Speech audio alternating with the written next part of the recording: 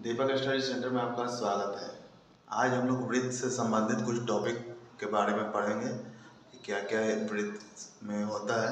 जैसे कि हम लोग देख रहे हैं ये वृत्त है, तो वृत्त में जो CD है या EF है, ये हम लोग का जीवा कहलाता है। और ये जो गोलाकार भाग है, ये इसको हम लोग चाप कहते हैं। और O से B या O से A जो भाग है, ये इसको हम लोग त्रिज्या बोलते हैं। और A से B तक जो पूरा भाग है, इसको हम लोग व्यास बोलते हैं। ठीक है, याद रखें, यहाँ पे हम लोग लिख कर रखे हैं कि OA और OB ये हम लोग का त्रिज्या है, जिसको रेडियस इंग्लिश में बोलते हैं और R से डिनोट किया जाता है।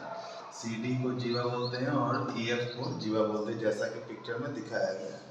ठीक है, वृत्त में परिधि किसे कहते हैं, तो जो बाहर ये जो बाउंड्री है, इसको हम लोग परिधि बोलते हैं। इसको इंग्लिश में सर्कमफेरेंस भी बोला जाता है।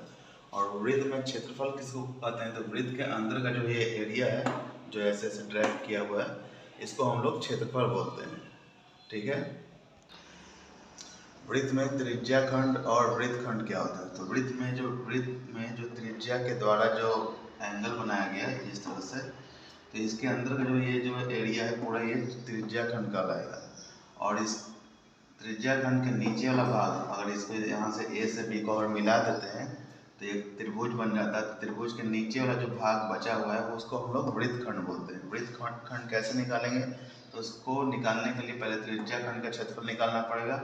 उसमें से ये त्रिभुज OAB को माइनस कर दिया जाएगा, तो हम लोग वृत्तखंड निकाल लेंगे। इसको लघु वृत्तखंड भी बोला जाता है।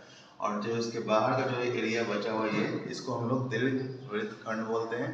उसको निकालने के लिए वृत्त का क्षेत्रफल में से हम लोग ये लघु वृत्तखंड का क्षेत्रफल घटा देंगे, तो दीर्घ वृत्तखंड का क्षेत्रफल निकल जाएगा।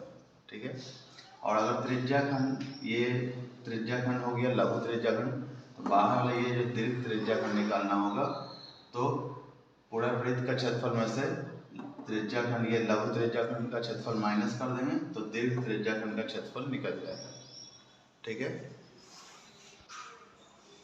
उम्मीद करता हूँ कि वीडियो आपको अच्छा लगा होगा। तो चैनल को लाइक, सब्सक्राइब और शेयर कर दीजिएगा। धन्यवाद।